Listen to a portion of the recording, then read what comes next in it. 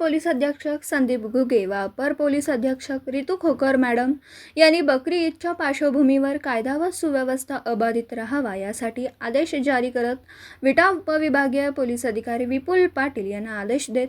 विटा शहरात सांगली पोलीस दल अंतर्गत विटा पोलीस यांनी रूट मार्च काढण्याचे आदेश दिल्यानंतर विटा उपविभागीय पोलीस अधिकारी विपुल पाटील यांनी विटा पोलीस ठाण्याचे पोलीस निरीक्षक शरद मेमाणे साहेब यांना आदेश जारी केले। या अनुषंगाने विटा पोलीस ठाण्याचे पोलीस निरीक्षक शरद मेमाणे साहेब यांच्या मार्गदर्शनाखाली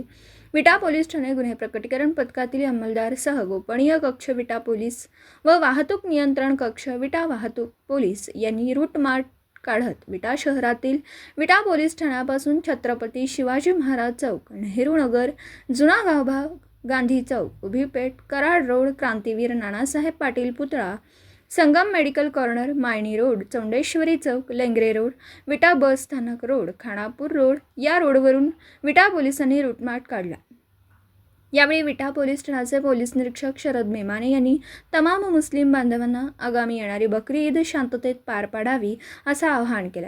यावेळी निर्भया पथकाच्या सहाय्यक पोलीस निरीक्षक जयश्री वाघमोडे मॅडम, सहाय्यक पोलीस निरीक्षक प्रशांत चव्हाण, पोलीस उपनिरीक्षक विशाल येळकर, पोलीस उपनिरीक्षक पूजा महाजन येळकर मॅडम, पोलीस उपनिरीक्षक जयश्री कांबळे मॅडम सह पोलीस उपनिरीक्षक चव्हाण, पोलीस उपनिरीक्षक शेंडगेकर, पोलीस उपनिरीक्षक वाहतूक नियंत्रण कक्ष सचिन माळी व वाहतूक पोलीस यांनी या रूट मार्चमध्ये सहभाग घेतला होता।